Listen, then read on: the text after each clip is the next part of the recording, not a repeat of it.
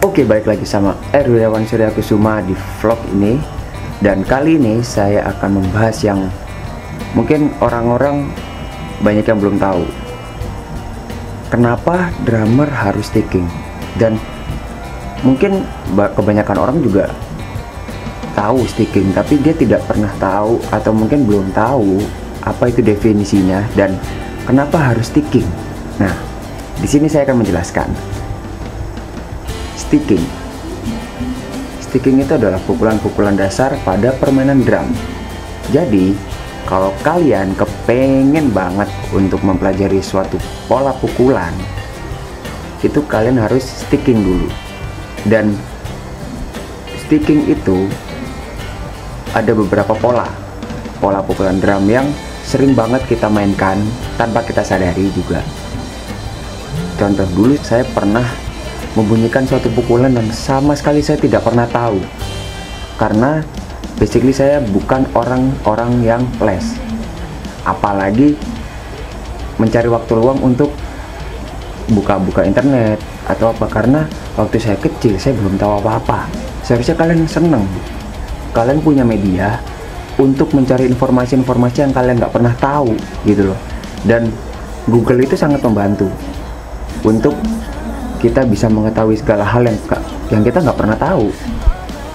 Dan banyak variasi-variasi pola pukulan yang teknik dasarnya. Jadi untuk R itu sebelah kanan dan L untuk sebelah kiri. Jadi right dan left itu sama-sama memukul. Jadi kalau misalkan R sama L itu nggak hanya mukul, jadi itu juga berlaku untuk kaki kita. R sama L itu juga untuk menginjak pedal, baik pedal drum yang untuk bass drum maupun untuk pedal hi-hat. Nah, banyak banget di sini. Jadi pola-pola pukul ada single stroke, terus ada double stroke, terus ada triple stroke, ada paradiddle, terus ada paradiddle-diddle,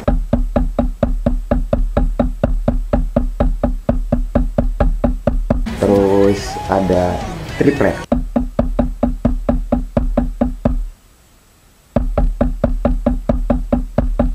Jadi dari macam-macam pola pukulan ini kalian pasti bakal tahu pukulan apa aja yang pernah kalian bunyiin, tapi selama ini kalian nggak tahu itu apa namanya.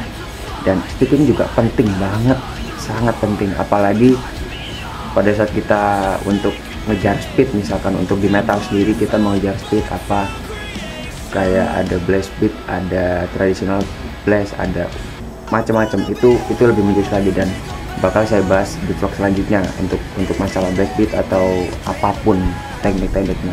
Jadi di sini kalian juga harus mengetahui apa itu sticking, karena beneran kalau kalian udah ada keinginan, kalian udah punya niat, kalian udah punya usaha untuk bisa bermain drum, tapi kalau kalian melupakan sticking itu bahaya banget. Apalagi namanya sticking untuk kita bisa merapikan tangan, jadi biar nggak amburadul lah kalau bahasanya mana itu. Dan kalian juga udah sempat lihat contoh-contohnya tadi. Jadi saya di sini juga bakal bahas apa-apa aja yang kalian perluin kalau kalian kepengen sticking. Yang pertama adalah stick itu paling penting. Kalau kalian nggak punya stick, kalian nggak bisa sticking. Karena kalau kalian hanya sekedar untuk mukul-mukul tangan doang ke bantal apa-apa, itu kurang. Karena takutnya nanti bisa berbeda rasanya kalau kalian memukul hanya dengan tangan kosong ke bantal atau apa. Nanti pada saat pengaplikasiannya di drum, kalian bakal merasakan perbedaan yang sangat luar biasa. Jadi minimal kalian harus punya stick. Yang kedua, drum pad. Nah, Drum pad ini adalah alat pembantu kalian untuk bisa sticking. Jadi drum pad ini bisa kalian jadikan snare atau mungkin dijadikan tom atau floor. Nah, mulai dari akhir-akhir ini lagi banyak banget alat-alat yang sangat membantu untuk para drummer. Selain kita bisa sticking tangan, kita juga bisa melatih kaki kita. Jadi ada namanya kickpad kalau nggak salah. Nah, kickpad ini adalah alat untuk membantu kita memperlancar kick drum, bass drum. Jadi kalian nggak perlu bingung-bingung, kalian bisa ke toko musik terdekat di kota kalian, kalian bisa mencari drum pad, kalian bisa mencari kickpad, atau mungkin ada alat alternatif lain.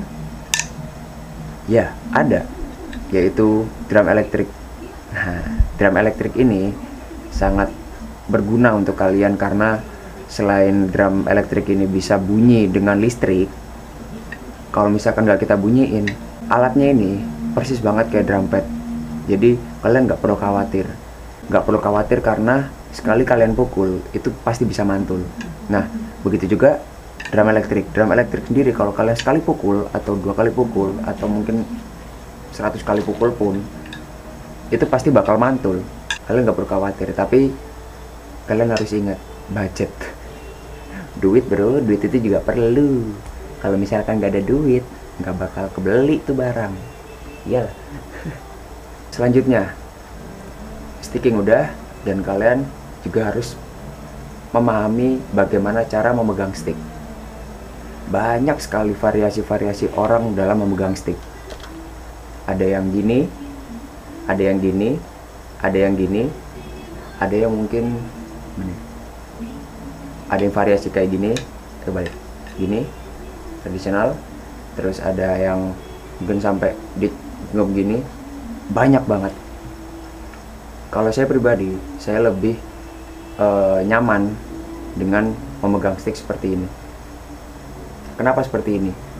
Sebenarnya teknik yang saya pakai atau variasi yang saya pakai itu nggak boleh. Kalau dari segi les-lesan mungkin, karena yang saya tahu dari teman-teman yang pernah les, kebanyakan mereka memegang stick seperti ini.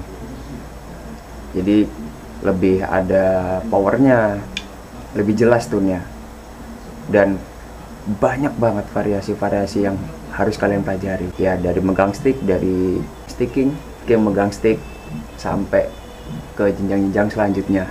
Dan kalau kalian udah bisa dari beberapa teknik itu, kalian nggak perlu khawatir, kalian tinggal mengembangkan saja.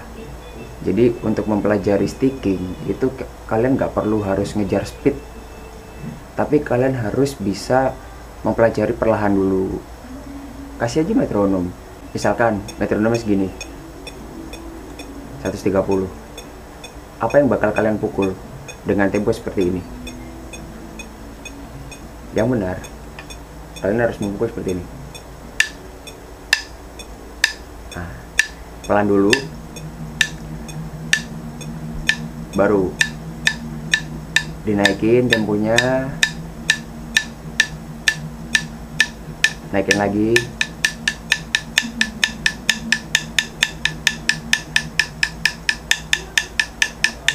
dan nanti terus bisa naik. Tapi saya harap kalian nggak ngejar speednya, karena kalau kalian langsung ngejar speed, kasihan tangan kalian gitu loh. Kalau saya lebih mengarah ke kalian pelan dulu, main pelan dulu, sampai kalian bosan. Nanti kalau misalkan kalian udah merasa, oh udah bersih, naikin temponya sampai kalian capek. Gitu aja sih kalau saya. Jadi lebih apa ya, nggak nyuruh kamu harus gini, enggak. Jadi kalau saya lebih bebas, maksudnya saya lebih mengarahkan apa enaknya, kalian yang lebih nyaman seperti apa. Kalau emang kalian kayak gini bosen, ya udah naikin aja. Ya pokoknya seperti itulah. Jadi intinya drummer itu juga butuh yang namanya pemanasan. Drummer juga butuh untuk latihan, entah itu untuk tangan, entah itu untuk kaki. Jadi itu juga sangat-sangat berguna untuk kalian. Kalian nggak perlu takut, kalian nggak perlu malu. Kita berusaha aja semaksimal mungkin. Dan satu, niat dulu, terus uletin kemauan kalian, berdoa, dan jangan gampang menyerah.